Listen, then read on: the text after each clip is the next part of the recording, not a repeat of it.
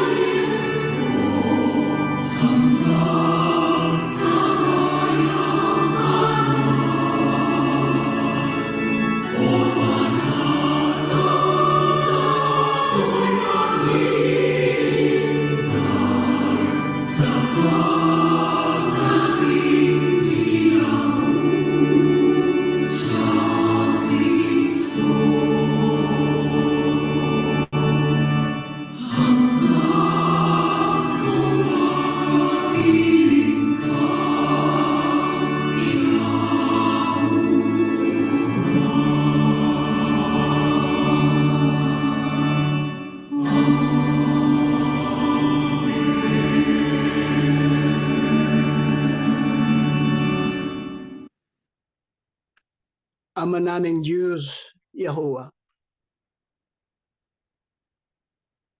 Sa oras na ito ay inilalaan namin ito para sa iyo. Upang ikaw ay aming masamba. Ikaw ay ang may mapurihan. Ikaw ay aming mapaglingkod. Ama, kami sabik sa iyo. Sapagkat kung hindi ka namin nararamdaman sa aming buhay, kami naghihina. Kami nawawala ng pag-asa. Ama naming Diyos, sa oras ng pagsamba namin ganito, dalawin mo sana ang bawat isa sa lahat ng nakikinig, lahat ng isang pamilya, lahat ng isang bayan. Ama, igawan mo ang iyong masaganang pagpapala. Ama naming Diyos, ang mundong ito'y totoong napakasama. Kami ay naliligalig magkabi-kabila. Nakakatakot ang nangyayari sa buong mundong ito. Ngunit ang aming pinagpapasalamatan sa iyo, sa aming dako, hindi kami naliligalig. Hindi kami nawawalang oras, kundi nagkakaroon kami ng kapayapaan. Lalo na sa oras ng ito ng aming pagsamba. Ang aming dinadalangin lamang sa iyo. Ang aming mga kapatid na sa magugulo at nakakatakot na lugar. Gusto ko nilang sampahin at paglingkuran. Gusto nilang sumama sa iyo. Gustong sumama sila sa amin sa pagsamba. Ama naming Diyos, tukayan mo kanilang kalalagay. Iligtas mo sila sa magulong sanlibutan ito. Idulot mo na bigyan mo sila ng kapayapaan. Kasama namin sa paglilingkod po sa iyo. Alam namin ang mundo ito hindi na magtatagal. Alam namin na malapit na pagdating ng iyong bugtong nana. Aming hinihingi lamang sa iyo, Ama. Gawin mo kaming matatag sa aming tungkulin. Matatag kami sa aming pananampalataya. Upang kami karapat-dapat sa bayang banal na ihanda mo sa bawat isa sa amin. Patawan sa aming mga nagawang pagkakamali. Patawan sa nagawa namin pagkukulang. Ama namin Diyos, hindi namin sinasadya. Gusto ko namin sa lahat ng buhay, ng upalo ng buhay namin. Kami ay malinis. Kami ay kasapat-dapat na iyong mga anak. Panginoon, magsasambang ka namin ngayong umaga, ngayong oras na ito. Dala namin ang aming munting abuloy. Hindi ibig sabihin ay hinuhulog-hulugan namin ang aming kaligtasan. Ang aming hiningi lamang sa iyo. Basan mo po ang aming mga abuloy. Magamit ito upang makatulong sa aming mga kapatid na nangangailangan. Makatulong sa mga nagmamalasakit sa amin. Pagpalain mo kami sa oras na ito, Ama. Igawan mo at ibuhos mo yung pagpapalang kamay. Hindi sa bawat isa sa aming nakikinig. Pati ang aming sambahayan. Pati ang aming mga kabuhayan. Upang magkaroon kami ng masagana, may share namin ito sa aming mga kapatid. Tulungan mo yung gagamitin kasangkapan.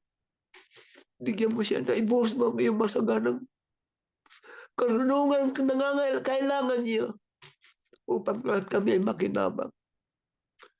Panginoong Hesus, Yahuwah ang Masiya, alam namin na hindi na maglalaot. Ikaw ay darating na. Kami ay handang sumalubong po sa iyo. Ang aming hinihingi lamang, huwag mong kalilimutan ang aming mga pangalan sa tangang buhay doon sa langit.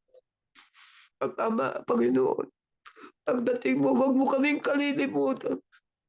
Makasama kami sa bahay na banal. Ama naming Diyos, kami bumabalik po sa iyo. Tutulungan mo kami araw-araw. Sasamahan mo kami. Iligtas kami sa nabigat na karamdaman. Dugtungan mo pa sana ang aming buhay at lakas. Kung maaari hanggang masalubong namin ang iyong bugtong na anak. Lubos ang aming pagtitiwala. Pinakinggan mo ang aming munting langit. Sasamahan mo kami sa aming pagsamba. Sa ngalan ng aming tagapagligtas, Yahushua Amasiya. Amen.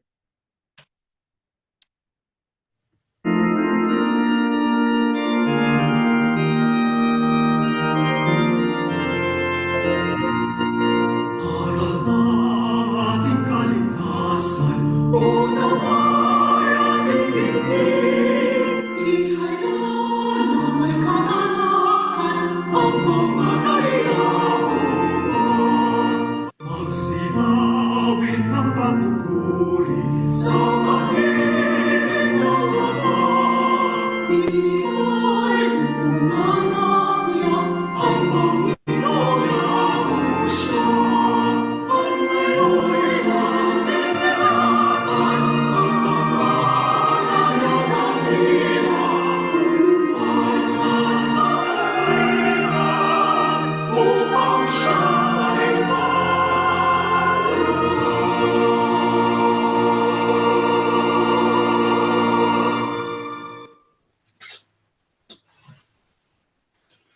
Mga magulang at mga mahal na kapatid, ang ating paksa ay ang detalyadong pagsusuri ng Mateo 18:18. Sa buong panahon ng ating po na paglalakbay at pag-aaral ng mga salita ng Diyos, ay ating malimit na banggitin ang iglesia na ating pinanggalingan. Hindi sapagkat atin silang minamasama, tinatawaran natin ang kanilang layunin. Hindi gayon ang ating layunin, kundi kaya natin nababanggit sila sapagkat natuto tayo ron ng mga aral na yan ay para sa atin noon ay talagang tamang-tama at aral na ito ay ikapagiging dapat natin sa Panginoon Diyos. Yun ang paniniwala ho natin dati. Pero itong ating natutunan sa kanila ay nagdala sa atin sa kalagayang lalong magsuri at kung saan tayo nandoon ngayon ay gawa noong iglesyang pinanggalingan natin. Yung mga aral ay ating pinaghambing sa kung ano nakasulat sa Biblia at ating pinag-aralan at ating napagmuni-muni na teka muna, parang mayroong mga aral diyan o doon sa iglesia yon na hindi naayon sa kalooban ng Diyos. Tayo ay naglilingkod po sa Diyos, hindi ho sa tao. Kaya sa paglilingkod natin sa Diyos, dapat matyak po natin ng ating sinusunod ay ang gusto ng Diyos, hindi ho ang gusto ni numan. Tayo'y sumasampalataya ng kapatid na Felix Manalo po ay isinugo ng Panginoon Diyos. Ginamit siya ng kasangkapan ng Diyos upang ang mensahe ng Ama, kung hindi man ang kabuang karunungan, ang kanyang tungkulin ibahagi sa tao kung anong trabahong ipinatatrabaho sa kanya ng Panginoon Diyos. Kaya nung matapos na ang kanyang trabaho na ipinagagawa sa kanya ng Panginoon Diyos, siya po'y pinapagpahinganan ng Ama. Di po ba? Pero siya po'y isa sa mga tao na ginamit na kasangkapan upang ang isa sa bahagi ng karunungan ng Panginoon Diyos na yan ang tungkol sa iglesia na lumitaw sa Pilipinas ay maituro po sa tao at maituro ng pagsamba sa mga Diyos-Diyusan, mga rebulto, ilabag po yan sa kalooban ng Ama. Hindi ba't natutunan natin noon yan doon?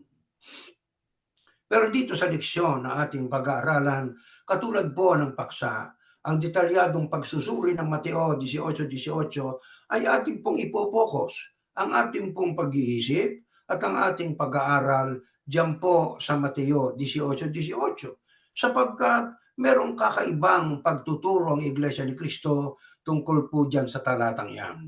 Kaya mahalaga po na dapat nating masiyasat. Mahalaga po na atin po na pag-aralang mabuti sa isang pag-aaral na masusing pag-aaral upang tayo makatiyak ng ating sinusunod po ay ang aral ng Panginoon Diyos, sapagkat ulit sa Diyos tayo naglilingkod, hindi ho sa tao. Marami tayong mga naging karanasan sa Iglesia ni Kristong pinanggalingan po natin. Ako bilang isang ministro, marami pong mga nagtatanong, sinasagot natin sa kung ano lamang ang itinuro sa amin ng mga tagapagturo namin noon. Yun ang aming isinasagot sa kanila. O di po ba?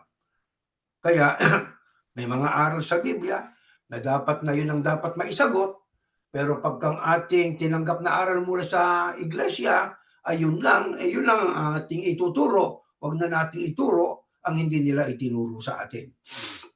Kaya gaya po ng Mateo 18:18, ano? Pag-aralan nating mabuti po yan. Anong isa sa mga leksyon o doktrina na ating tinanggap doon sa Iglesia ni Cristo na ating pinanggalingan noon na nangangailangan po ng klarifikasyon o nangangailangan po ng paglilinaw? Basahin po natin dito po sa Mateo 18:18. Katotohanang sinasabi ko sa inyo, ang kausap rito ng ating Panginoong Yahusya ay ang kanyang mga alagad, ang mga disipulo. Ang sabi niya, katotohanang sinasabi ko sa inyo, ng lahat ng mga bagay na inyong talian sa lupa ay tatalian sa langit. At ang lahat ng mga bagay na inyong kalagan sa lupa ay kakalagan sa langit. Papansinin po natin ang sabi riyan, lahat ng mga bagay na inyong talian sa lupa, tatalian sa langit. Lahat ng mga bagay na inyong kalagan sa lupa ay kakalagan sa langit. Ano po ang nakasulat doon sa pandoktrina ng Iglesia ni Cristo? Next slide. Ganito po ang ating mababasa. How are we placed under the administration of the church? Paano tayo masasakop ng pamamahala ng Iglesia? We should be bound on earth so that we may also be bound in heaven. Kaya diyan ay tumutukoy na ngayon sa we, human being na. We. Kanina, lahat ng mga bagay. Yun ang nakasulat talaga sa Mateo 18:18. Lahat ng mga bagay na talian nyo sa lupa ay tatalian sa langit. Lahat ng mga bagay na inyong kalagan sa lupa ay kakalagan sa langit. Pero diyan sa kanilang pandoktrina, gaya ng atin, yan talagang pandoktrina sa English yan. Gumawa lang tayo ng isang excerpt. How are we placed under the administration of the church? We, ay isipin nyo, naging tao na. Kanina, lahat ng mga bagay. Pero ngayon ay we. The answer is we should be bound on earth so that we, hindi na lahat ng mga bagay, pinalitan na. We may also be bound in heaven. Note, on this occasion, Christ was speaking to the apostles to whom he gave the administration of his church. In the first century, ito, pansinin natin, mayroon pong highlighted yung word na whomever at whomever, no? Christ made sure that whomever. Alam nyo yung salita sa Ingles, pag binasa natin ang Mateo 18:18, ibig kong i-share sa inyo ito, no? Babasahin ko po ito sa wikang Ingles. Itong nakasulat po sa Mateo 18:18. Ang nakasulat po rito sa sa English Standard Version sa 1818. Ang nakasulat po ay ganito, truly I say to you, whatever you bind on earth. Let us take note of the word whatever. Whatever. Nakasulat, whatever you bind on earth. Pero dito sa kanilang pagdoktrina, ang sabi on this occasion, Christ was speaking to the apostles to whom he gave the administration of his church in the first century. Christ made sure that whomever, pinalitan yung salitang whatever sa whomever. Mga kapatid, binago nila. Diyan sila dumaan para malinlang ang mga tao. Oh, Christ made sure, ayon sa kanila. Yung note na yan, sila na po nagpapaliwanag niyan. Hindi na po talata ng Biblia yan. That is their own interpretation now. Christ made sure that whomever the apostles would bind on earth would also be bound in heaven. Nakita niyo ho? Imbis na whatever the apostles would bind on earth would also be bound in heaven, pinalitan nila ng salitang whomever. Magkaiba po yung whatever sa whomever. Ang whatever sa Tagalog, anuman. Ang whomever, sino man. May laging tao na. Diyan sila po pumasok para po ipasok nila ang kahalagahan daw po ng pagkakatala. Ayan o, Christ made sure that whomever, pinalitan. Ang dapat whatever, pinalitan ng whomever. Tuloy natin. Oh. And whomever they would loose on earth would also be loosed in heaven. In these last days, eto na, God has also placed an administration in the church. Whomever, eto na naman. Yan mo nga ba, nasa Biblia kapatid na ministro. Ulitin ko lang, Matthew 18:18, this is what is recorded. Truly I say to you, whatever you bind on earth shall be bound in heaven. Whatever you loose on earth shall be loosed in heaven. Whatever po nakasulat. Pero sa kanilang paliwanag na dyan, sa kanilang naratibo, binago na. Naging whomever. Hindi na whatever. Naging sino man. Hindi na anuman. Anong ibig sabihin po yan? Binago. Anong layunin nila? Parang mga tao na kanilang tuturuan ay magkaroon ng paniniwala na sila po ay maliligtas laang kung sila po ay tinalian ng pamamahala. Kaya binago. Ang talagang tamang salin, whatever. Sa Tagalog, anuman. Anong ipinalit? Whomever. Anong ibig sabihin sa Tagalog niyang whomever? Sino man. Bay naging tao na. Bueno, patuloy nating pag-aaralan po yan mga kapatid. Kaya pagpasensya nyo na at tayo may konting ubuan ho. Ngayon, ating pong tuloy atong ating ginagawang pag-aaral mga kapatid.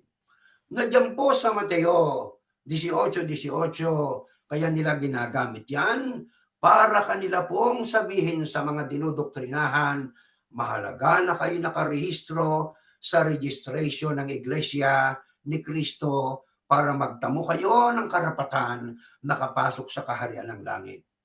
Para kayo ay maging tunay nakaanib sa Iglesia ni Kristo, ang kailangan sa inyo ay yakapin nyo ang doktrinang ito at inyong gawin ang ipinagagawa sa inyo. Kailangan maging tapat kayo sa pananampalatayang ito. Kapag ginawa nyo ito, ay magkakaroon kayo ng suporta ng mga miyembro at maikukonsidera ng inyong pagiging miyembro ay legit at may pag-asa kayo sa pagtatamo ng kaligtasan. Matatala ang wika ang pangalan nyo sa aklat ng buhay sa langit. Alam nyo, mga kapatid na sumasamba ngayon, kanilang binibigyang diin yung registration. Kailangan lang ay ikay matala. Pag nakatala ka sa aklat sa registration ng Iglesia ni Cristo, matatala ang pangalan mo sa aklat ng buhay doon sa langit. Bueno, atin pong pagbigyan sila. Yan ang kanilang stand. Pero ang ating stand, kailangan po Biblia, kung ano ang nasa Biblia. Ano nasa Biblia ulit? Whatever. Anong ipinalit nila? Whomever. Para tumukoy sa mga tao. Ngayon, paano ho nakumbinsi ng mga iglesia ni Kristong mga ngaral ang mga miyembro na sila ay dapat magparehistro sa talaan ng iglesia para sila ay marehistro sa aklat ng buhay sa langit. Basahin natin. Next slide. Ito po. Ayan ha. Di ang sabi, whatever you bind, sino man ang inyong talian sa lupa, ay tatalian sa langit. Yun ang sabi nila. Pero nasa tamang salin, anuman, whatever you bind on earth, anuman ang inyong talian sa lupa. Teka muna, ano yung tali? Diyan sila tatakbo sa Kawikaan 3:3,1. Eto, huwag kang pabayaan ng kaawaan at katotohanan. Itali mo. Ayon. Kaya sila tumakbo sa Kawikaan 3:3,1 sapagkat nandun yung salitang tali. Saan ba tayo sila galing? Mateo 18:18. Ano ang sabi doon sa Mateo 18:18? Let us go back to our first Tagalog 18:18. Ayan. Next slide. Ayan. Katotohanan ang sinasabi ko sa inyo ng lahat ng mga bagay, whatever na inyong talian. Kaya yung lahat ng mga bagay, naging tao na yan. Sapagkat ang lahat ng mga bagay sa English ay whatever, pero doon sa kanilang konklusyon ay ginawa nilang whomever, naging sino man. Ngayon, kaya natin pinabalik yan dyan, sapagkat ang sabi, lahat ng mga bagay na inyong talian sa lupa ay tatalian sa langit. Ano yung tali? Let's go back to Kawikaan 3:3,1. Huwag kang pabayaan ng kaawaan at katotohanan. Itali mo sa palibot ng iyong leeg. Ayan. Ikintal mo sa iyong puso. Kaya sila diyan tumakbo sapagkat galing sila sa Mateo. Talian sa lupa, itatalian sa langit. Ano daw po yung tali? Itali mo sa palibot ng iyong leeg. Ano yon? Yung katotohanan, ikintal mo sa iyong puso. Anak ko, huwag mong kalimutan ang aking kautusan, kundi ingatan ng iyong pusong aking mga utos. Mga kapatid, ayon po sa ating ginagawang pag-aaral, saan tatakbo ang iglesia? Pagkatapos mabasang Mateo 18:18, lahat ng talian sa lupa, tatalian sa langit. Ano daw po yung tali? Yun ang kautusan. Yun ang katotohanan. Ano sabi? Itali mo sa palibot ng iyong leeg.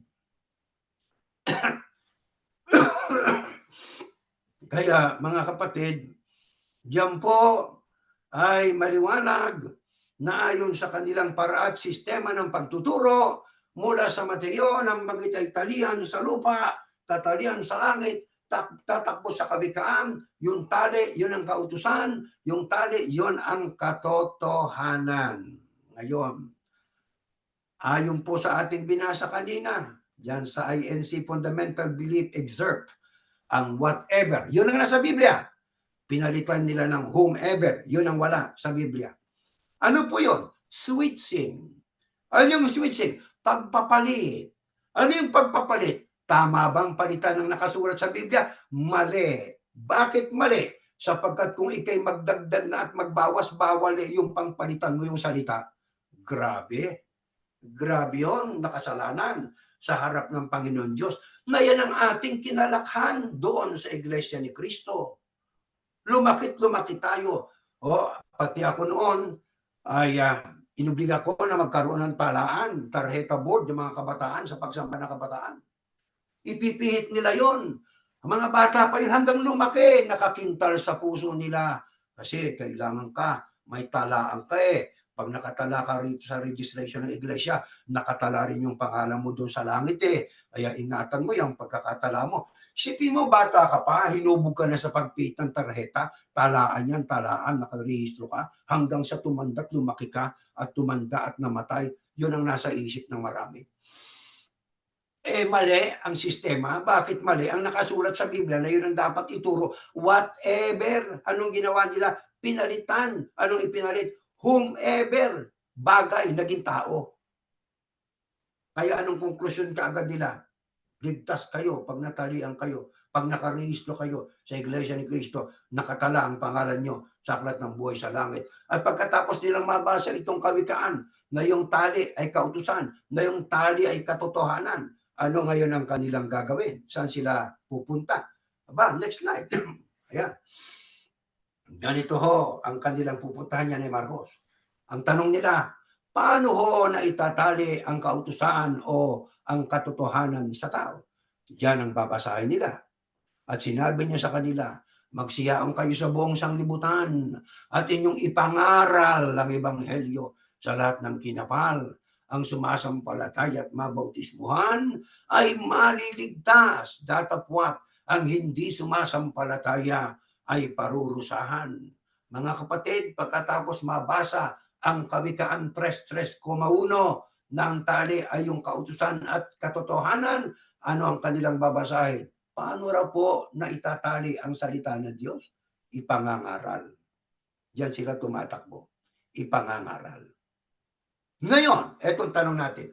Yung bang Kawikaan 3:3,1, mga kapatid, ano po ba ang tinutukoy doon? Ano bang paksa ng usapan doon?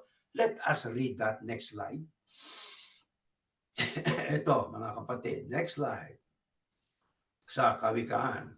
Anak ko, huwag mong kalimutan ang aking kautusan, kundi ingatan ng iyong puso ang aking mga utos, sapagkat karamihan ng mga araw at mga taon ng buhay at kapayapaan ay madadagdag sa iyo. Huwag kang pabayaan ng kaawaan at katotohanan.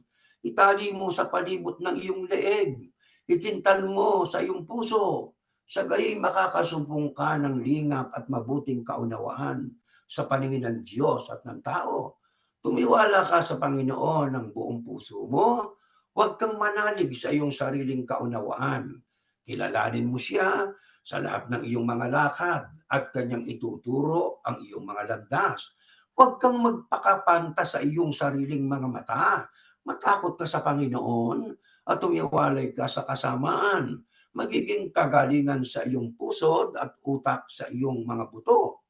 Parangalin mo ang Panginoon ng iyong tinatangkilik at na mga unang bunga ng lahat mong ani.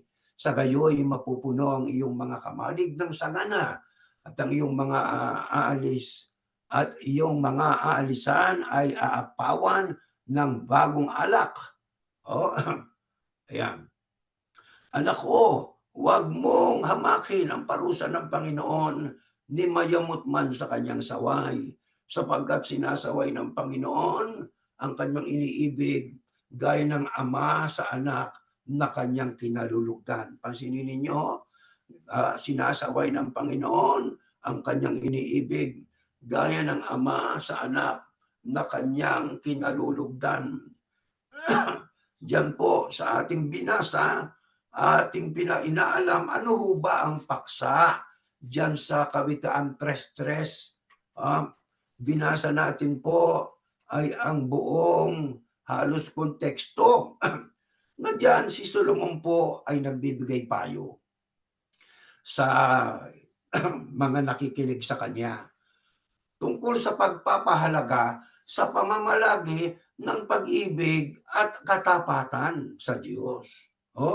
Ang kalidad na ito, ang sabi ng Biblia, ang siyang itali mo sa palibot ng iyong leeg, ikintal mo sa iyong puso. Figuratibo po yun. Figure of speech.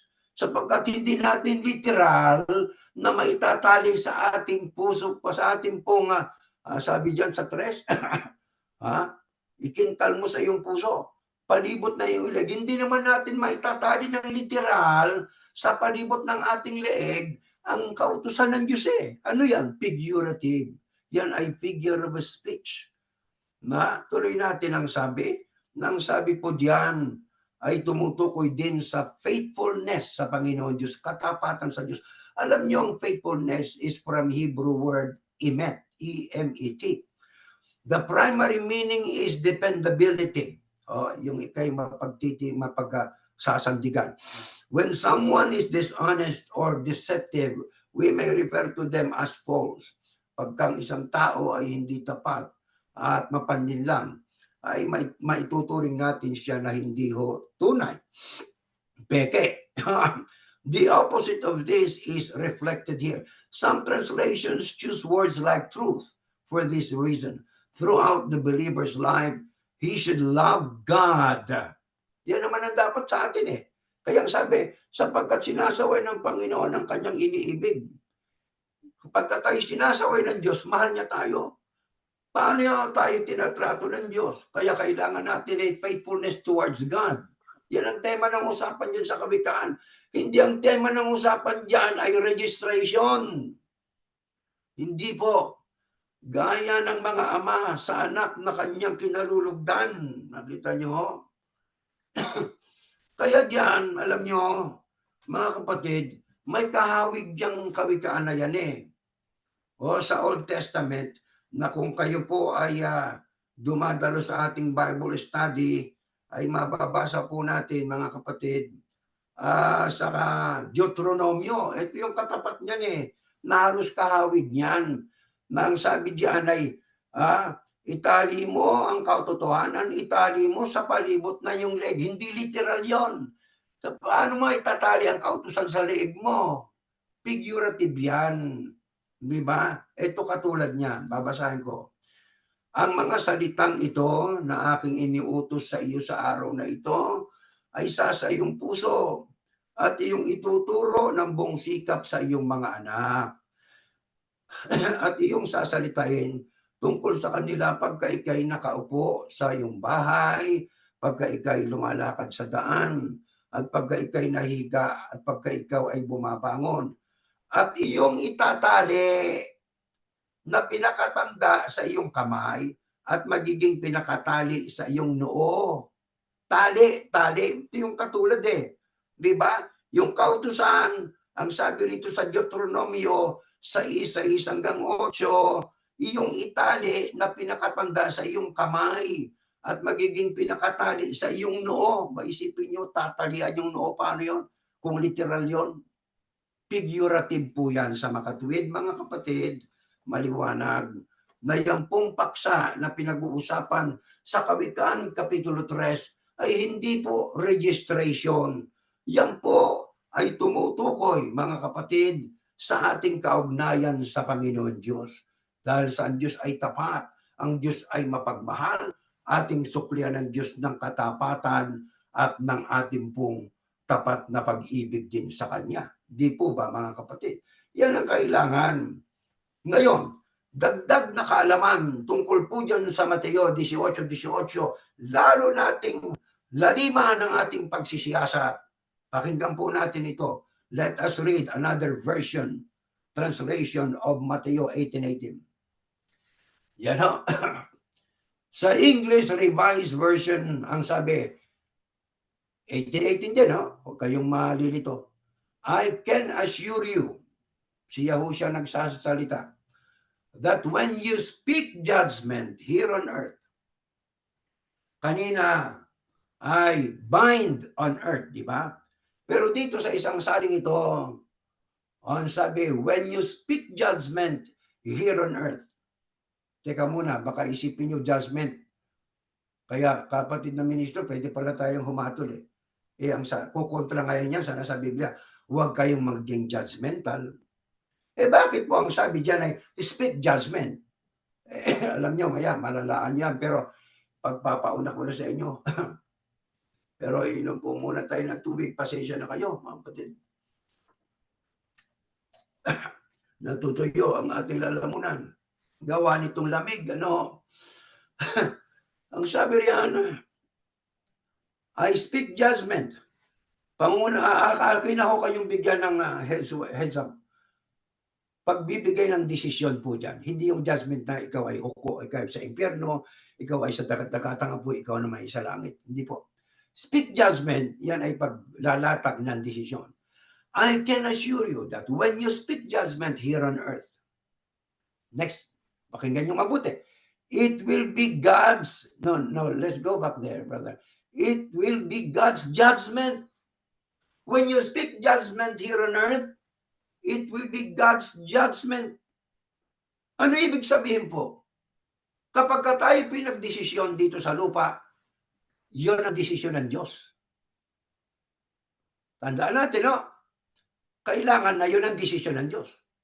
And when you promise forgiveness here on earth, it will be God's forgiveness. Sa mga katuwid yan po'y maliwanag na ating natututunan na sa ibang sali ng Biblia, ang nakasulat ay hindi bind, kundi speak judgment here on earth. Pagka naglatag ka o nagsalita ka ng desisyon, gumawa ka ng desisyon dito sa lupa, it will be God's judgment. Dapat ayun ang judgment ng Diyos.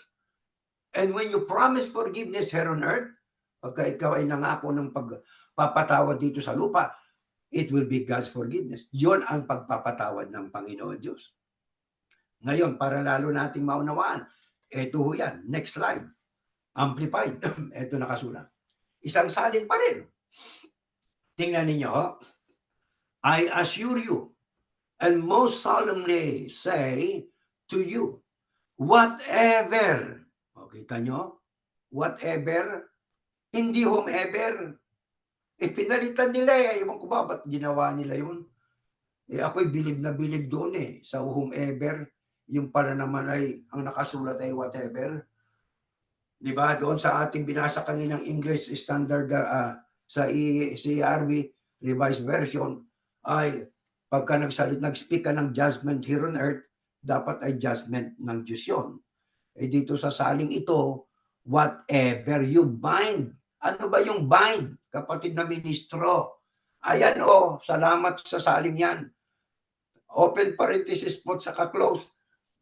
Ibinigay na po ang kahulugan ng bind. Pag sinabing bind, forbid, pinagbabawal, declare to be improper, deklara na hindi tama, and unlawful, labag sa batas, hindi ayon sa batas ng Diyos. Basahin natin ulit. Whatever you bind, meaning whatever you forbid, declare to be improper and unlawful on earth, shall have already been bound in heaven. You speak judgment, it is God's judgment. Ibig sabihin, you bind on earth, it is what God has already bound in heaven. It is not God who will follow people or human being here on earth. It will be us people should follow God in heaven. That is why in that translation, whatever you bind, meaning whatever you forbid, declare to be improper and unlawful on earth, shall have, past tense, already been bound in heaven. And whatever, hindi whomever. Sa pandoktrina, kasi ito, hawak ko pandoktrina. Ito, pandoktrina. Sa pandoktrina na English ay whomever ang kanilang konklusyon Pero binasa din nila yung Mateo 18:18 sa English, nakasulat whatever. Pero nung sila ay gumawa ng konklusyon, pinalitan ng whomever. Hindi ba pandaraya yan? Hindi tayo galit sa tao. Galit tayo sa ginawa ng tao. Ano yung ginawa ng tao? Pinalitan ang whatever ginawa na whomever. Kaya tayo tinulaan. Tayo ay tinuruan ng malalim na pagpapakahulugan nila. Kailan nakatalaka sa Iglesia ni Cristo para matalang pangalan mo sa langit. Yung nakasulat ay whatever. Pinalitan nila ng whomever. Pinalitan ng whomever. Teka muna kapatid. Ano naman ang ibig sabihin po ng ang inyong mang talian, ang inyong kalagan. Ano naman yung pagkakalag? And whatever you lose, yan ang pagkakalag. Ibig sabihin ng lose, permit, declare lawful on earth, shall have already been loosed in heaven. Nakita ninyo? Whatever you lose, anuman ang inyong kalagan, ibig sabihin ng inyong payagan, ang inyong idideklara na lawful ayon sa kalooban ng Diyos o kautusan ng Diyos on earth shall have already been loosed in heaven. Ibig sabihin ay yun din ang pinapayagan ng Diyos sa langit. Whatever ang nakasulat, At ang susunod, tao. Kanino? Sa Diyos na nasa langit. Hindi ang Diyos na nasa langit ang susunod sa magiging pasya ng tao dito sa lupa. Gamitin natin ang ating common sense. Ang Diyos bang susunod sa tao? O ang tao ang susunod sa Diyos? Pero ang ginawa ng nagturo ng leksyon, milyon-milyon ang mga dinaya. Pinalitan ng whatever, ng whomever. Pinalitan yung salitang anuman ng sino man. Sino mang nakatala sa lupa, nakatala sa langit. Yun ang kaparaan nila ng sistema. Tali ang nakasulat. Pinalitan nila ng tala. At mamaya, mapapakinggan ninyo kung bakit gano'n ang sistema ng kanilang pagtuturo, mga kapatid. Kaya sa bahagi ito, bago ko ituloy, before we read the next verses, brother, I would like to share with you. Gusto ko pong ibahagi sa inyo itong Pandoktrina 21, ang pamamahala. Ito, babasahin ko lang, ang pamamahala. Dapat nating malaman na upang makatiyak tayo sa pagtatamo ng kaligtasan, kailangan tayong manatiling kaanib sa Iglesia ni Cristo. Dahil dito, napakahalaga na mabatid natin kung paano natin maingatan ang ating pagkakaanib sa Iglesia. Anong tungkulin natin bilang mga kaanib upang hindi malagot ang ating kaugnayan sa Iglesia at matyak natin ang kaligtasan? Nakasulat sa Hebreo 13:17, ang sabi, pasakop sa nangangasiwa. Nakasulat yon. Isang ayon tayo doon. Sunod na tanong nila, sino ba ang nangangasiwa sa atin at bakit dapat tayong pasakop at sumunod sa kanila? Babasahin nila Colosas 1:25, na ako'y ginawang ministro nito, sabi ni Pablo, ayon sa pamamahala na mula sa Diyos. Kaya, ang sino ba ang nangangasiwa sa atin? Pamamahala. Pamamahala. Tandaan natin, iba yung tagapamahala sa pamamahala. Ang pamamahala sa Ingles ay administration, proseso, sistema ng pagpapatakbo sa isang organisasyon, relihiyon man, pangrelihiyon o hindi. Sistema, yung pamamahala. Yung tagapamahala, yun ang administrator, yun ang tao na nagpapatakbo. Ito yan. Maaaring yung pamamahala o yung administration ay tama. Pero yung administrator, ang siya namang lumihis sa administration na galing sa Diyos. Nakita nyo ba? Ulit, maaaring ang pamamahala o administration ay tama, pero yung nagpapatupad naman ang lumihis. O nakikita nyo pagkakaiba? Tuloy natin. Ngunit tanging sa tagapamahalang pangkalahatan, ayun na. Ay, teka muna, na-miss ko po ito. Sino bang mangangasiwa sa atin? Bakit tayo pasakop sa kanya? Sagot nila, ang ministrong binigyan ng pamamahala. Administration. Dito nila ipapasok ngayon ang salitang tagapamahalang pangkalahatan upang magpahayag ng mga salita ng Diyos. Ipaunawa, sabi dito, ipaunawa sa pandoktrina. Ipaunawa. Sa Iglesia ni Cristo ay may inatangan ang Diyos ng pamamahala upang magturo sa atin ng kanyang mga salita. Inatangan ng pamamahala. Tama yun eh. Binigyan ng administration. Ito na ngayon ang problema. Sabi ni Pablo sa Colosas 1:25, ako'y ginawang ministro nito ayon sa pamamahala na galing sa Diyos. Sa paunawa nila, sa Iglesia ni Cristo, may inatangan ang Diyos ng pamamahala upang magturo sa atin ng kanyang mga salita. Ang tagapamahalang pangkalahatan ng Iglesia ni Cristo. Wow! Yun ang salitang wow! Ipinasok na nila ang salitang tagapamahalang pangkalahatan. Samantalang ang binasa nila, Colosas 1:25, nang sabi ng Apostol Pablo, na ako'y ginawang ministro nito ayon sa pamamahala na mula sa Diyos. Hindi sinabi ni Pablo na ako'y ginawang tagapamahalang pangkalahatan sa Iglesia ni Cristo. Ang sabi ni Pablo, basahin ninyo mga kapatid, Colossus 1:25, ako'y ginawang ministro nito ayon sa pamamahala mula sa Diyos. Doon na nila isiningit yung tagapamahalang pangkalahatan. Pero ang binasa ay pahayag ni Pablo. Nang pahayag ni Pablo, ako'y ginawang ministro nito. Kaya ang dapat, ministro.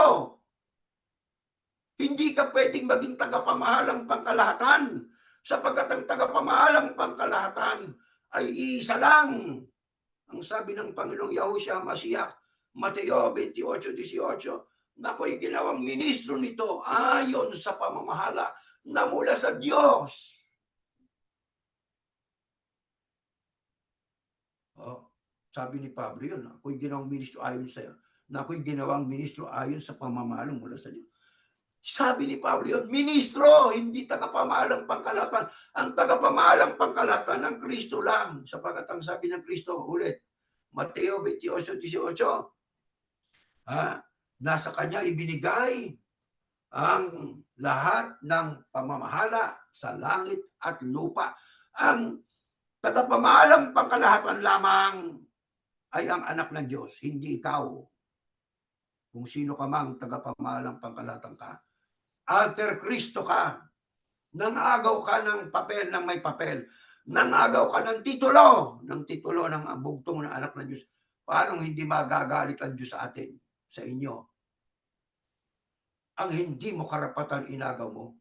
Pagkatapos mong basahin yung Colossus 1:28, nang sabi ni Pablo, ako'y ginawang ministro nito ayon sa pamamahala. Tapos ang mangangaral daw ng Ebanghelyo, ngayon ang paraan ng pagtatali ay ang tagapamahalang pangkalahatan.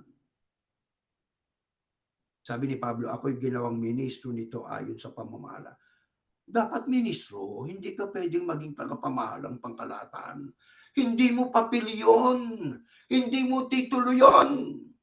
Ang may titulo noon na binigyan ng Diyos ay ang kanyang anak, ang ating Panginoong Yahushua HaMashiach. Ngayon, ngunit tangi ang sunod nila sa pandoktrina, babasahin natin ulit, no?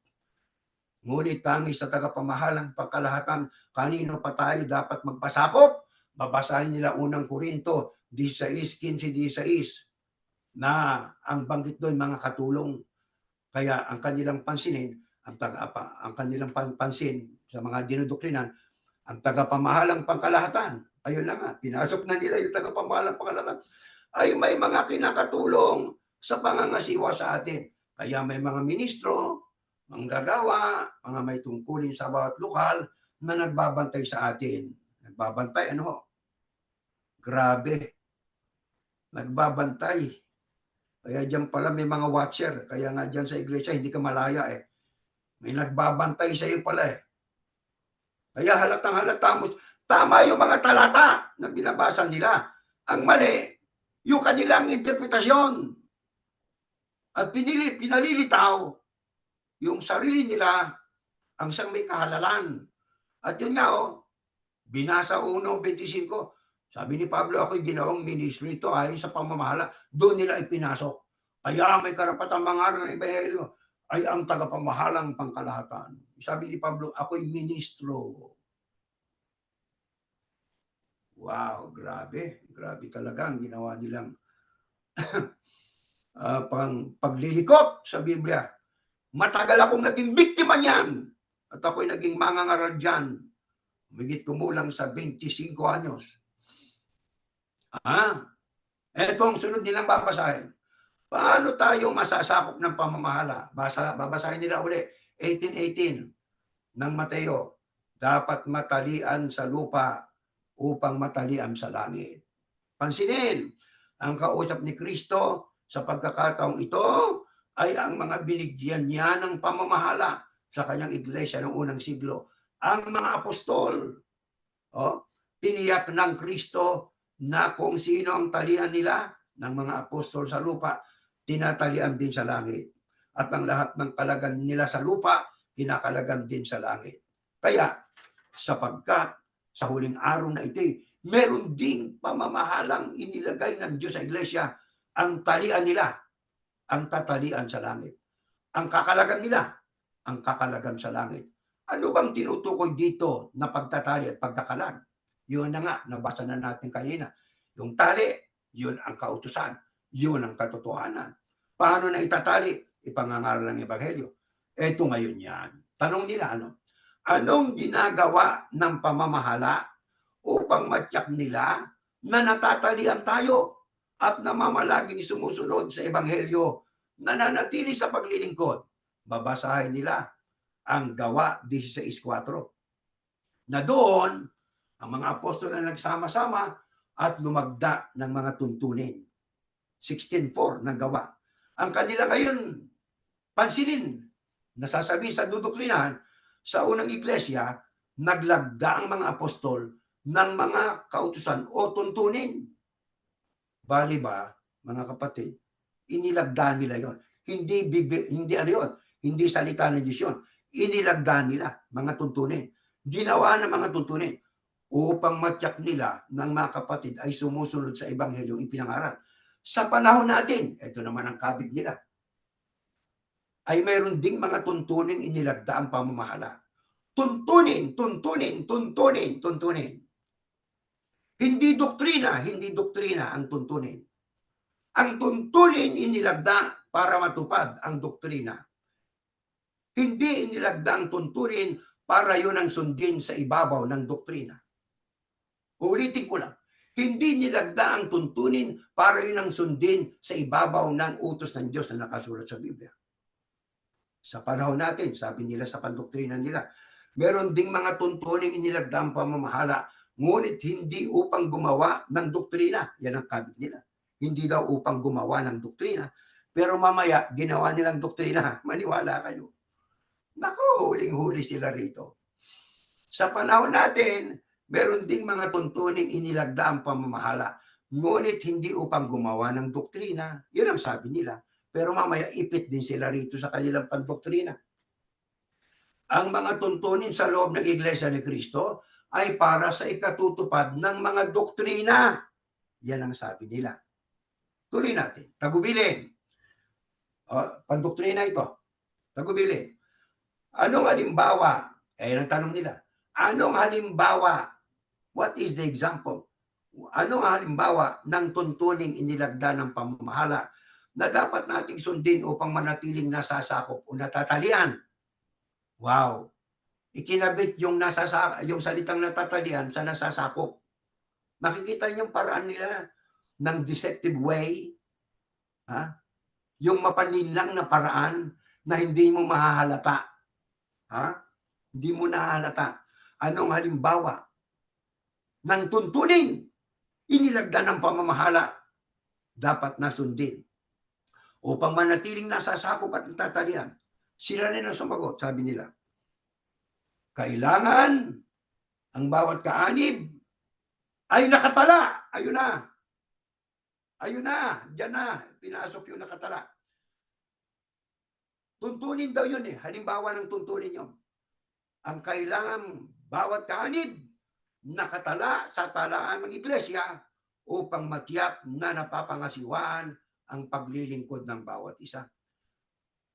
Nakita nyo ang sistema? Hindi halata. Pero nang tayo umalis doon, nahalata na natin ang kanilang ginawang panlilin lang. Di ba? Bawat kaanib, nakatala na. Yung tali, napunta na kayo sa tala. Pero halimbawa lang yon, sabi nila. Ang sino mang hindi nakatala sa talaan ng iglesia ay hindi kinikilalang kaanib at hindi nasasakop ng pamamahala. Nakita niyo ang kanilang desisyon? Ano ang ikang isa-isa sa mga halimbawa ng tuntunin inilagda ng pamamahala? Kailangan ng bawat kaanib nakatala. Doon ay pinasok yung nakatala. Halimbawa lang yun. Sabi nila kanina, ang mga tuntunin ay sa loob ng iglesia ay ginawa pero hindi upang maging doktrina. Pero naging doktrina eh. Ano ka tayo naging doktrina? Aba, ang sabi nila, pag hindi ka nakatala sa Iglesia ni Cristo, sa registration nila, hindi ka nakatala sa langit. Akala ko ba halimbawa lang yon? Akala ko ba ay inyong talaan na yan, isang halimbawa lang na inilagda ng pamamahala? Ano ba nakasulat sa Biblia? Ang talian. Ano ibig sabihin? Yung inyong ipinagbabawal, yung unlawful, yun din ang unlawful sa Diyos. Ang ginawa nila ay mga kapatid, gumawa ng halimbawa. Ano ang isang halimbawa? Kailangan kang nakatala. Akala ko bang tuntunin inilagda, hindi para gumawa ng doktrina. Bakit naging doktrina nyo na ngayon yon?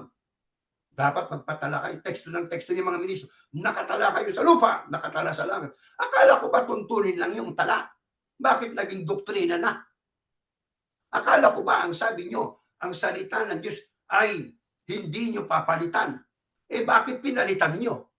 Ang tali ay naging talaan. At yung halimbawa na isa sa mga tuntunin ay talaan, ginawa nyo ng doktrina. Akala ko ba ang tuntunin inilagda para matupad ang doktrina? Bakit ang tuntunin ngayon ang inyong inimpose imbis na doktrina? Magpatala kayo, magpatala. Akala ko halimbawa lang yun. Kaya doon sila pumasok para hindi natin mapaghalata kung paano nila kinonekta ang mga talata, minaniobra ang mga talata hanggang sa mapunta roon sa talaan. Kaya ako takot na takot tayo noon. Naku, pag naalis ako sa talaan, hindi pwede hindi ako bumalik. Baka ako hindi maligtas. Kasi hindi ako nakatala. Walang kasi ako Kalag ako sa lupa Kalag din ako doon. Yun ang paniniwala natin. Ngayon, pagkatapos nilang masabi yun, ang isa sa halimbawa ng tuntunin, magpatala ka. Ang babasahin nila kasunod Daniel. Gaano ba kahalaga ang matala sa iglesia? Naku po, grabe. Sa tanong pa lang mali na gaano ba kahalaga na matala sa iglesia na isa sa mga tuntunin ng mga tinatalian ng kautusan? Babasahin nila Daniel 12:1. Ang nakatalang maliligtas sa araw na yon. Bawat pangalang masumpungan sa aklat ay maliligtas. Diyan nila ngayon dadalhin ng tao. Kaya pag hindi nakatala ang pangalan mo sa iglesia, hindi nakatala ang pangalan mo sa langit, akala ko ba ang tala ay tuntunin lang? Ba't ginawa mo doktrina? At bali ba kung sino ang magtatala? Ang pamamahala. Kaya pasakop kayo sa pamamahala. Pag hindi kayo sumunod sa pamamahala, hindi kayo matatala sa aklat ng buhay sa langit. Ang pangalan nyo hindi nakatala sa iglesia ni Cristo, hindi nakatala ang pangalan nyo sa aklat ng buhay sa langit. Ang hindi nakatala sa aklat ng buhay sa langit ay walang buhay na walang hanggan. Paano natin natitiyak ngayon na nakatala tayo sa langit? Ayun na, napunta ng paksa sa tala.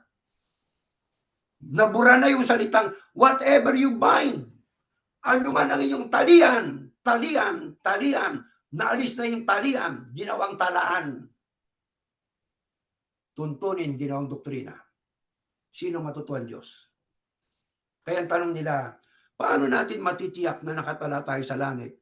Ang babasahin nila, 18:1. Ang sabi roon, kailangan natatalian ng pamamahala dito sa lupa. Pansinin, ang natatalian sa langit ay natatalian sa lupa. Kaya dapat nating matiyak na mamalagi tayong natatalian dito sa lupa sa paraang mananatili tayong nasasakop ng pamamahala. Ang nasasakop ay ang nakatala sa iglesia. Wow! Ang nasasakop, yung nakatala sa iglesia. Kaya ingatan ninyo ang pagkakatala ninyo bilang kaanib sa iglesia. Napunta na sa talaan. Nakita ninyo ang sistema, ang kanilang switching, ang kanilang pervasive way na talagang pinipervert nila ang tao, na inililigaw ang tao, imbis na whatever na ginawang whomever. Imbis na tali, naging talaan. Kaya sa bandang huli ng pandoktrina, ang naging tema ng usapan, talaan, nabura ang talian. Naging talaan na usapan. Kanino daw mapupunta ang mga hindi nakatala? Kay Satanas. Pag kay Satanas na, hindi na maliligtas, siyempre. Nakita nyo? Kaya natin binasa ang pandoktrina nila. Ministro ko, kaya may pandoktrina. Ngayon natin nakita ang pagkakamali, napakalaki. Hindi pagkakamali, sinadya po yan. Anong layunin nila? Para makontrol ang lahat ng membro. Kontrolado nila. Kailangan nakatala ka. Upo. Sabi naman natin. Natiwalag ka, magbalik ka para matala ka, kapagkat natiwalag ka, kalag ka na sa langit. Wala ka na sa talaan ng maliligtas. Kaya ang gagawin mo, bumalik ka para matala ka muli. Opo, opo, opo, opo. Inuuto tayo, mga kapatid, na isang tayo doon, mga kapatid. Ngayon, puntahan natin, ano bang konteksto ng Mateo 18:15 hanggang 20? Let us read that po. Ito, nakasulat. At kung magkasala laban sa iyo ang kapatid mo, umarong ka at ipakilala mo sa kanya ang kanyang kasalanan na ikaw at siyang mag-isa. Nakita nyo, ang usapan dyan ay kapatid na nagkasala, kaya may problema. May mga problema sa magkakapatid. Yan ang usapan dyan. Yan ang tema. Hindi ho talaan ang usapan dyan. Kung ikaw ay pakinggan niya, ay nagwagi ka sa iyong kapatid. Datapwat, kung hindi ka niya pakinggan, ay magsama ka pa ng isa o dalawa upang sa bibig ng dalawang saksi o tatlo ay mapagtibay ang bawat salita. At kung ayaw niya pakinggan sila, sabihin mo sa iglesia. At kung ayaw rin niyang pakinggan ng iglesia, ipalagay mo siyang tulad sa hintil at maniningil ng buwis. Katotohanan ang sinasabi ko sa inyo na lahat ng mga bagay na inyong talian sa lupa ay tatalian sa langit, at ang lahat ng mga bagay na inyong kalagan sa lupa ay kakalagan sa langit. Ayun, nakasulat po yan. No? Muling sinasabi ko sa inyo na kung pagkasunduan ng dalawa sa inyo sa lupa, ang nauukol sa anumang bagay na kanilang hihingin ay gagawin sa kanila ng aking Ama na nasa langit. Sapagkat kung saan nagkakatipan ng dalawa o tatlo sa aking pangalan, naroon ako sa gitna nila. Ano ang usapan po dyan tungkol sa pagtatali?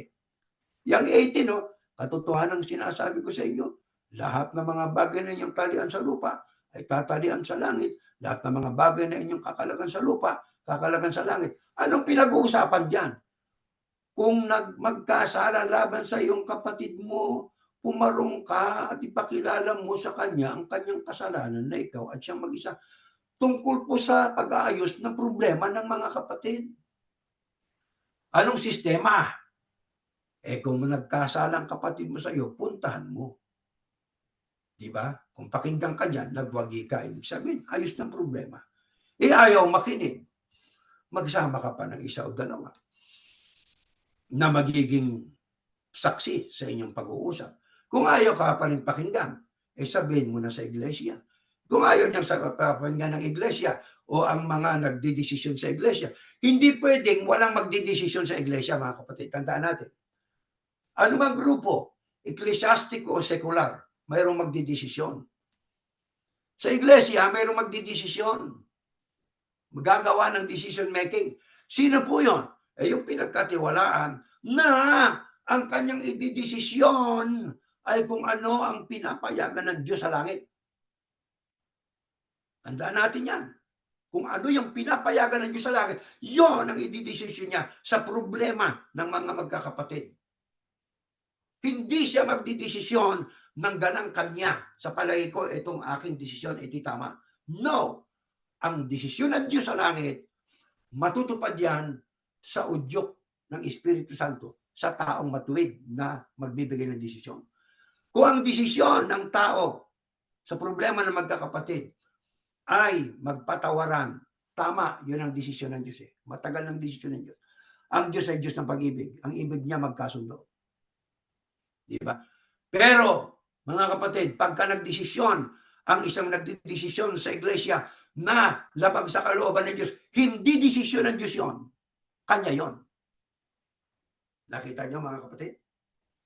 Sana maunawaan natin yan.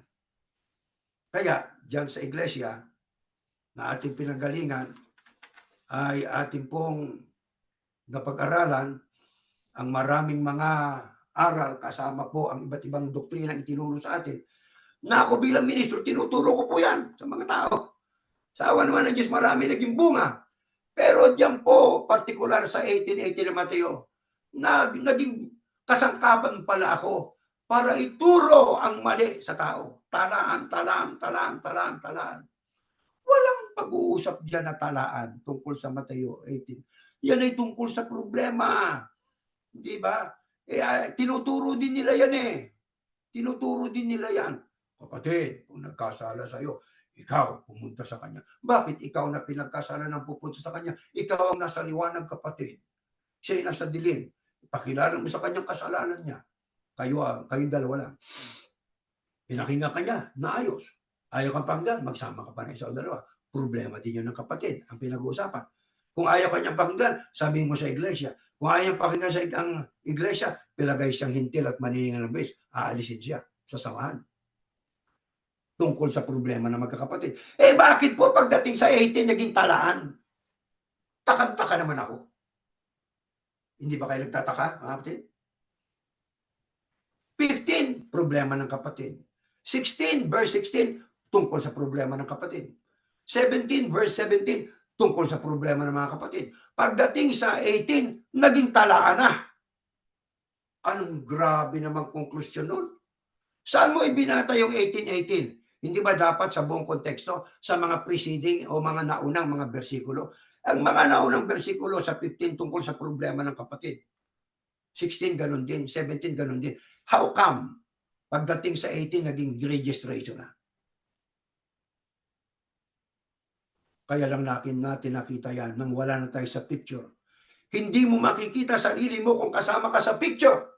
Kung kasama ka pa sa Iglesia ni Cristo, hindi mo makikita ang maling yan.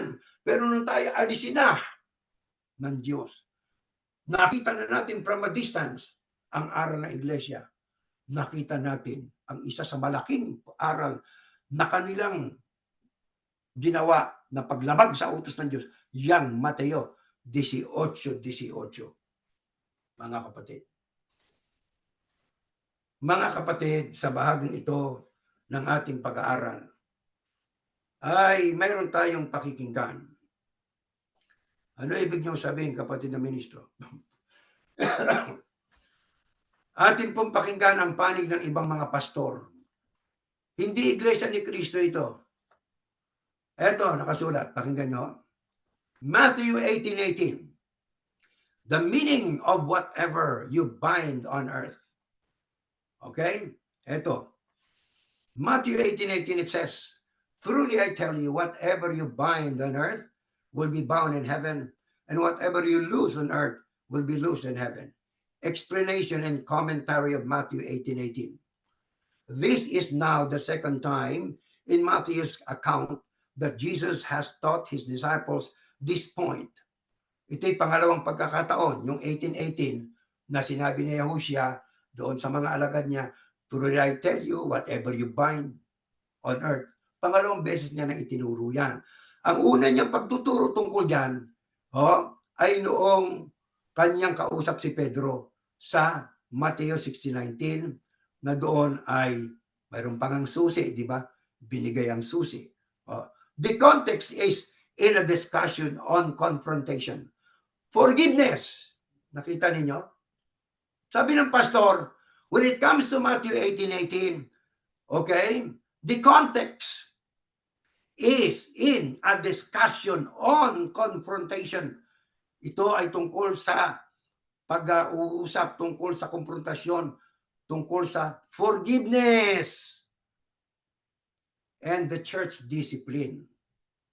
Mabuti pa itong pastor na ito, alam niya. Hindi niya sinabi, it has something to do with registration. No. Ang sabi ng pastor, the context is in a discussion on confrontation, forgiveness, and church discipline.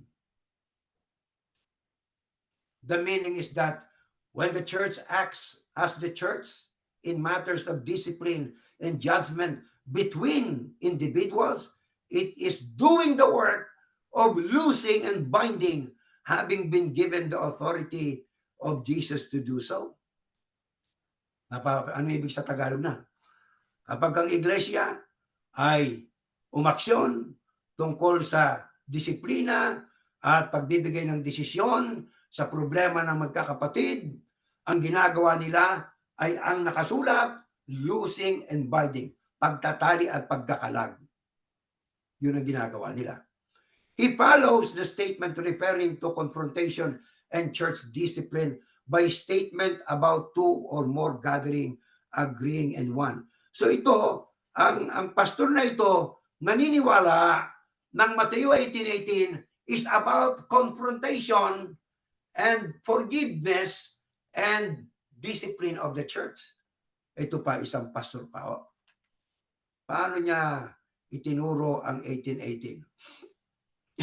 Before we read that, Brother JR, let me read some of these references from different pastors about 18:18. And he said here, today's topic is Matthew 18:18. Something I've heard, pakinggan nyo, something I've heard used incorrectly. Nadinig ko ang wika na ginagamit ito sa maling paraan to prescribe absolute authority to those in positions of spiritual authority. Sabi nito isang pastor, ginagamit ang Mateo 18:18 sa paraang mali. Parang wika, bigyan ng absolutong kapangyarihan ang sino mang leader ng isang simbahan. Di parang sa Iglesia ni Cristo, absolute authority. Na talian dito, sa tatalaan nyo, tatalaan doon, talian dito, talian doon. O, tuloy natin. Ang sabi pa niya, verily I say unto you, whatsoever, King James Version, ye shall bind on earth, shall be bound in heaven, and whatsoever ye shall loose on earth, shall be loose in heaven. Ang gamit ay whatsoever. Ha? Anuman. Hindi whomever. Sa pandoktrina ng Iglesia, ginawang whomever. Samantalang ito sa King James Version na ginamit ng isang pastor, hindi nakasulat whomever, kundi whatsoever. Tuloy natin. In this out of context study, we are focusing on a phrase found twice in Scripture. Whatsoever ye shall bind on earth shall be bound in heaven. This is found in Matthew 18:18 and Matthew 16:19. First, when explaining the proper method of church discipline, and then when Jesus gave Peter the keys to the kingdom of heaven. Sa Mateo 16:18 ang sabi, and I will give unto thee the keys of the kingdom of heaven, and whatsoever you shall bind on earth shall be bound in heaven, and whatsoever shall loose on earth shall be loose in heaven. On the surface of out of context, this seems to prescribe Peter the ability to bind any requirement upon the earth that he wishes, and that same requirements will be bound in heaven. Parang dito, ang interpretasyon ng iba, sabi dito ng isang pastor, na para bang binigyan ng kapangyarihan si Pedro na anuman ang kanyang talian dito ay tatalian sa langit. Anuman ang gustuhin niya ay approve sa langit. Or in other words, Peter could create laws and God would then honor as his own commandments. Ulitin ko lang. In other words, Peter could create laws and God would then honor as his own commandments. Sa ibang salita, pwedeng lumikha ng batas o kautusan si Pedro, binigyan siya ng susi. Ang interpretasyon ng iba, kaya si Pedro pwedeng gumawa ng batas at ang Diyos ay i-honor yung batas na yon na batas ng Diyos. Teka muna, mali po yun. Bakit? Gagawa si Pedro ng batas? Akala ko ba ang Diyos ang gumagawa ng batas? Kaya, yung interpretasyon na sapagkat ang key ay ibinigay kay Pedro, ano man ang gagawin niya, pagtitibayin ng Diyos, aba hindi. Kung anong gagawin niya na ayon sa kalooban ng Diyos, yon ang pinagtitibay ng Diyos. Kaya dito about Matthew 18:18, the preaching here is about forgiveness, katulad ng isang pastor. Confrontation, katulad ng isang pastor. And discipline in the church. It has nothing to do with registration. Nakita nyo, mga kapatid? Ito pa ang isasabi ng pahayag ng isang pastor. Mayroon pa rito. Pangatlong pastor na ito, malayang pag-aaral ng 18:18 ng Mateo. So what are they binding and loosing? What is the meaning of binding and loosing? Yan. Ito po yung nakasulat. In Matthew 18:15 down to 18, Jesus is providing his disciples guidance on how to handle a situation of conflict and sin in the congregation. Hindi sinabi rito ng pastor, in Matthew 18, Jesus is telling us about registration. Hindi ganun po ang pahayag ng pastor batay sa 18:18. Dito ang sabi niya, Jesus in Matthew 18:15 down to 18 is providing his disciples guidance, gabay, on how to handle a situation of conflict and sin in the congregation. O di tama nga naman ang paniniwala natin, ay tama eh. Sang-ayon din sa mga paniniwala ng mga nag-research na iba't ibang mga pastor. Eto pa, what does the Bible mean by binding and loosing? Eto, pakinggan ninyo. The concept of binding and loosing, ayon sa isang pastor, is taught in the Bible in Matthew 16:19. I will give you the keys of the kingdom of heaven. Whatever you bind on earth will be bound in heaven. Whatever you loose on earth will be loosed in heaven. In this verse, Jesus is speaking directly to the Apostle Peter and indirectly to the other apostles. Jesus' words meant that Peter would have the right to enter the kingdom of himself. Okay? That he would have general authority symbolized by the possession of the keys. And that preaching the gospel would be the means of opening the kingdom to heaven to all believers and shutting it against unbelievers. The book of Acts shows us this process at work. Okay? Peter opened the door of the kingdom for the first time. The expression bind and loose were common to Jewish legal paraphrasiology, meaning to declare something forbidden. Ito yan. Sabi ng pastor na isa. Oh? Yung loosing at saka binding, meaning to declare something forbidden or to declare it allowed. Pinapayagan at yung ipinagbabawal. Ang ipinagbabawal, binding. Ang loosing, yun ang ipinahihintulot. Yan ang sinasabi ng pastor tungkol sa 18:18 ng Mateo. Peter and the other disciples were to continue Christ's work on earth in preaching the gospel and declaring God's will to men, and they were armed with the same authority as he possessed. In Matthew 18:18, there is also a reference to the binding and loosing and the context of the church discipline. The apostles do not usurp. Pansinin ninyo. The apostles do not usurp Christ's lordship and authority over individual believers and their eternal destiny, but they do exercise the authority to discipline and, if necessary, excommunicate disobedient church members. Ayon sa isang pastor na ito, sa 18:18 ng Mateo, ay hindi po ginagamit ng mga pastor ang karapatan ng Panginoong Yahushua na mangibabaw sa mga believers para kanilang pasiyahan ang kanilang eternal destiny. Kung ikaw ay nakatala, sa langit ka mapupunta. Kung ikaw ay pinakatala sa iglesia, sa impyerno ka. Kundi, binigyan ng karapatan para mag-ayos ng problema sa mga magkakapatid, maglapat ng disiplina sa dapat disiplinahin, at ituro ang pagpapatawad sa mga magkakapatid para mamalagi ang pagsasamahan ng may pag-iibigan sa isa't isa. Nakita niyo ho ang panig ng iba't ibang mga pastor. Ang tanging nagtuturo ng Mateo 18:18 na yan ay tungkol daw sa registration para ikay maligtas, iglesia lang ni Kristo. Ano layunin? Mag-control. Kaya nung pinakabili nila, pag iglesia ka ni Kristo. Next slide. Ito nakasulat. Ayan. About being registered. Dinaturuan ka na ng pandoktrina. Na brainwash ka na. About being registered. If your name does not appear in the church registry on earth, It does not appear in the registry in heaven. Wow! Grabe yan ah. Nakita nyo ang kanilang pandoktrina.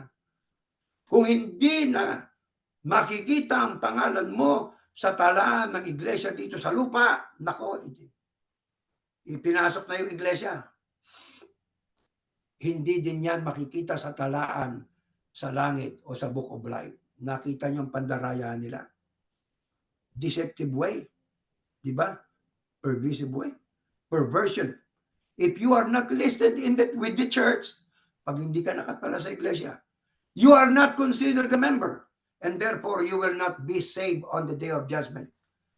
Kung hindi ka nakatala sa iglesia, hindi ka inaaring miyembro, kaya ikaw ay hindi maliligtas sa araw ng paghukom. The following are the occasions when a member may be delisted from the registry of the church. Ang mga sumusunod ay mga okasyon na ang isang miyembro ay maalis sa talaan ng iglesia. Ano yan? When he is expelled by the church administration because of sin. Suriin natin mabuti yan. When expelled by the church administration because of sin. Isa yan. Para mawalan sa talaan ng pangalan mo. When he stops attending the worship services and becomes inactive. Di ba? Puro pananakot yan. Akala mo sila hindi nagkakasala eh. Di ba? Pero may mga kasalanan dapat aksyonan. Immorality, nasa Biblia naman talaga yun eh. Pero may mga kasalanan, nagtanong ka lang, tiniwalag ka. Wow! Grabe! Mga kapatid, nagtanong ka lang. Oh. Tapos, imbis na sagutin ka, ang sagot sa'yo, basahin yung pangalan mo sa, papahiya ka pa eh. Di ba? Puro labag sa Biblia ang ginagawa. When he stops attending the worship services and becomes inactive, when he leaves his locale without informing the local secretariat, by not obtaining a certificate of transfer, yun, umalis ka na walang paalam. Mawawala din yung pangalan mo sa talaan nila. When he obtained a certificate of transfer, but he fails to register with the local he moves to. Huminga siya ng transfer pero hindi na ipinatala sa lokal na kanyang gustong lilipatan. Always remember, nako, ito na. Palaging tandaan, the moment you are not registered, you are no longer a member of the Church of Christ. And he who is not a member will not be saved. Sa oras na hindi ka na nakatala, hindi ka na miyembro ng Iglesia ni Cristo, kapag ka hindi na miyembro, hindi ka na maliligtas. Ang lupit ng mga tagubilin. Parang katulad ang wika ng sinabi ng Panginoong Yahusya, lumagda sila ng mga tuntunit, mga kautusan, na sila mismo hindi gumagawa at sumusunod. Mabigat sundin ang mga tuntunin at aral ng mga tao. Ang aral ng Diyos ay magaan. Mga kapatid, tanong ko sa inyo, nasaan ang talaan ng maliligtas? Nasa lupa o nasa langit? Where can we find the registry of those who will be saved? Here on earth or in heaven? Sasagutin ko na. Book of Life, nasa langit. Sinong tao sa lupa ang pwedeng makialam doon sa aklat ng buhay sa langit? May tao ba sa lupa na may pakialam para matala ang pangalan ni Numan sa aklat ng buhay sa langit? Wala. Wala po. Pero dito diyan sa Iglesia ni Cristo, meron. Sino? Yung dapat ay ministro lang ang tawag sa kanya, dapat ministro eh. Iginawang tagapamahalang pangkalahatan.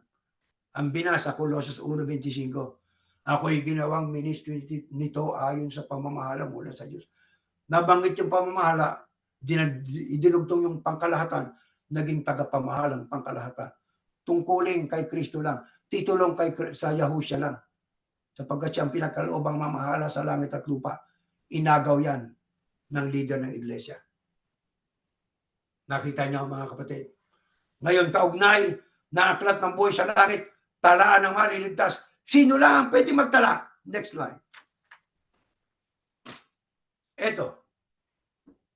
The Lord Yahuwah will count when He registers the peoples. This one was born there, sila. tungkol sa talaan sa langit. Sino lamang ang may karapatan sa talaan sa langit?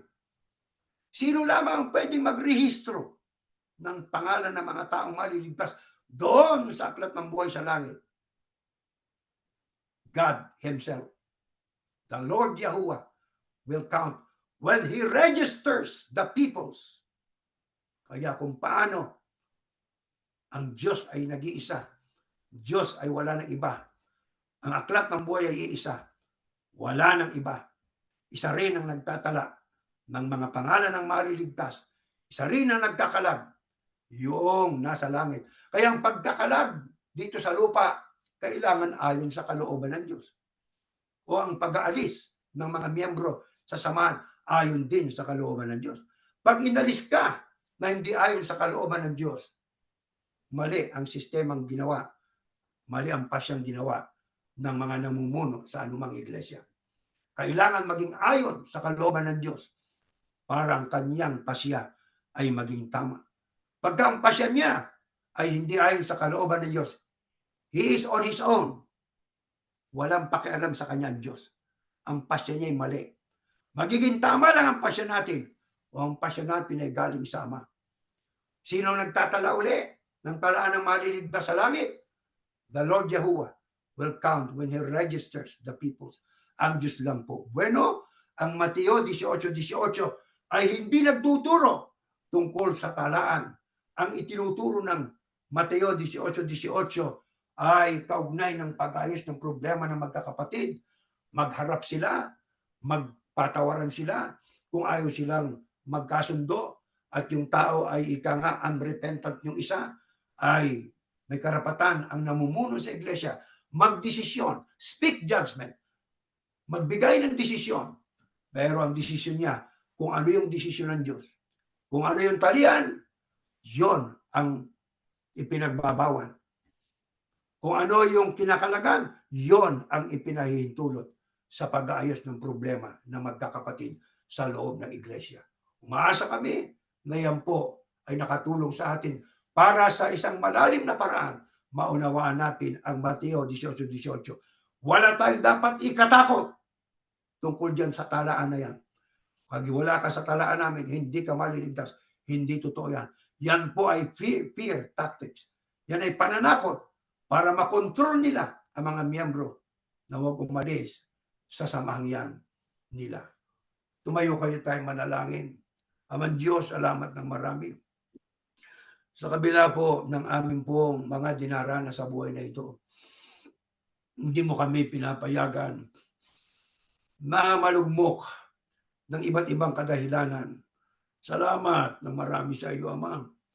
At loobin sana na ang aming nadamang pinag-aralan namin ay ang pag-ibig mo, sapagkat ayaw mo ng mga aral mo pakialaman pa ng iba. Ayaw mo na ang mga salita mo dagdagan, bawasan. Ayaw mo doon sapagkat yun ay paglabag sa gusto mo. Lalo pa nga kung ang salita ng binabago. Panginoon Diyos, maawa ka na ito'y malalim na matatak sa puso namin. Walang talaan sa lupa na may kinalaman para matala ang pangalan ni Numan sa aklat ng buhay sa langit. Ikaw lang ang nagtatala ng maliligtas diyan sa aklat ng buhay sa langit, Ama. Kaya pumanatag na kami. Basta't kami narito't sumusunod sa utos mo. Nagbabagong buhay, nagmamahalan, papatawaran, tumutulong sa mga nangangailangan. Yun ang mga gawa na kahalagan na nasa amin ang iyong awa at pag-ibig, Ama. Maawa ka, dagdagan mo kami ng pag-asa at pananampalataya. At loobin sana ang aral na ito'y maibahagi din sa aming kapwa upang ang takot ay mapalitan ng kapanatagan.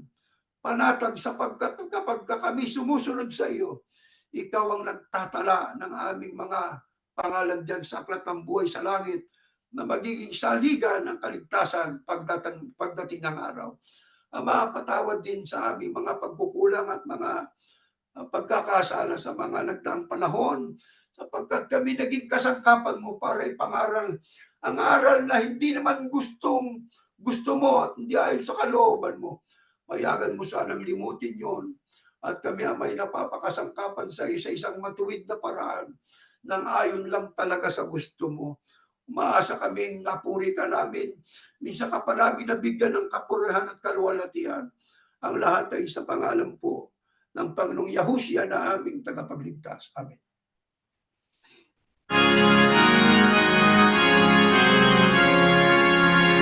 Purihin si Yahuwah sa Espiritu Banal. Ihayag ang kanyang kabutihan sa pangalan ni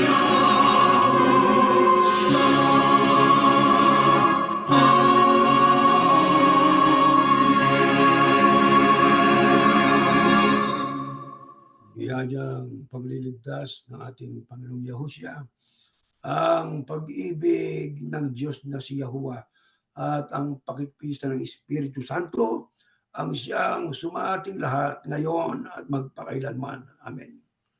Mga mahal na kapatid, meron tayong mga tagubilin po. Ayan, babasa naman po ninyo yan. Patuloy natin i-share yung ating pananampalataya. Ayan ang Zoom number natin. Ang ating donasyon at ang ating mga offerings po ay sa churchofyahushua.org. At ganun din ang ating mga Bible study ay patuloy worship service natin. Nasa YouTube yan, sa Facebook. Tuloy ang ating Bible study at saka yung Growing Up Yahushans po ay ating pong i-view sa YouTube at Facebook. Patuloy nating isama sa panalangin ng sangkatauhan, mga leader ng mga bansa para sa kapayapaan at sa ikalalaganap pa ng salita ng Diyos at mabuhay tayo ng ayon sa gusto niya. Maasa kami po na ay maliwanag sa atin. Hanggang diyan po tayo natatapos na po.